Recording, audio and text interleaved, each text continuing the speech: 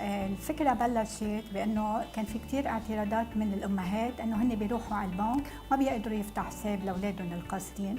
تلقينا شكاوى كثيرة وعملت دراسة وتقدمت فيها للجنة القانونية اللي بالبنك عنا، وكان في يعني نوع من انه ما في اشكال، ما في يعني شيء بمس بقوانين الاحوال الشخصيه، لانه هيدا عرف انه الاب هو الولي على الاموال وعلى النفس.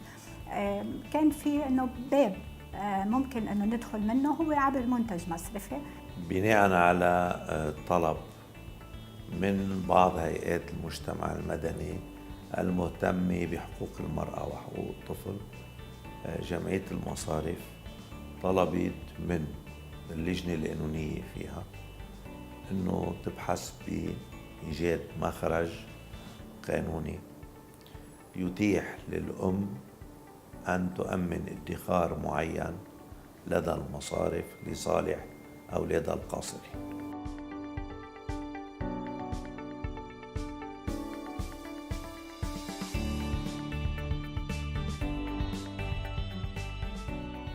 في بعض المصارف، يعني هذا انا بعرفها من خلال سيدات اجوا خبروني انه هن عم بيروحوا على البنك وما عم بيفتحوا لهم حساب، يقولوا لهم لا هن بعدهم متقيدين بقوانين الاحوال الشخصيه بالولايه الجبريه للاب.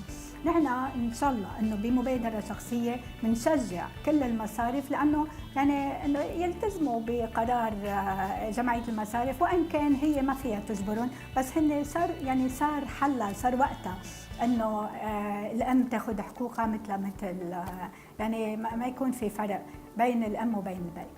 التعميم اوجد صيغه قانونيه قابله للتنفيذ، لكن التعميم لا يلغي حق المصرف انه ينشئ هذا النوع من الذمم او لا ينشئ.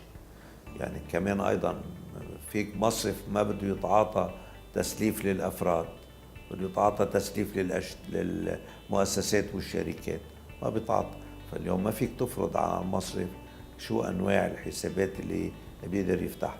نحن كان دورنا انه نقول انه هناك مخرج قانوني يتيح انشاء هذه الذمم، قبول هذه الادخارات لصالح اولاد قاصرين من قبل امهاتهم، وهذا المخرج القانوني في حال المصرف رغبت ذلك، وفي حال تقدمت سيدة لديها ولد قاصر وأرادت أن تؤمن له ادخارا معينا.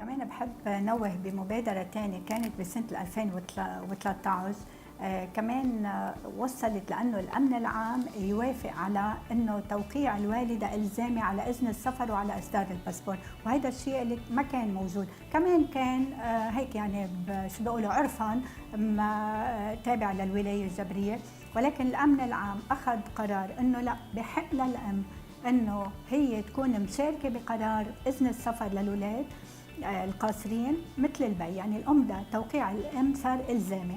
هلا هون أنا بتمنى على المصارف إنه تاخذها بهالإطار، مثل ما يعني الأمن العام أخذ هذه المبادرة اللي هي إنسانية، اللي هي حقوق طفل وحقوق أم وحقوق إنسان. بتمنى إنه على المصارف كمان ما بقى تعمل هيدي العقدة، لأنه ما بتمس بقوانين الأحوال الشخصية، بالعكس هي عم تفتح مجال لتنفيذ اتفاقيات عالمية بتخص حقوق الإنسان وما بتمس أبدا بالولاية الجبرية.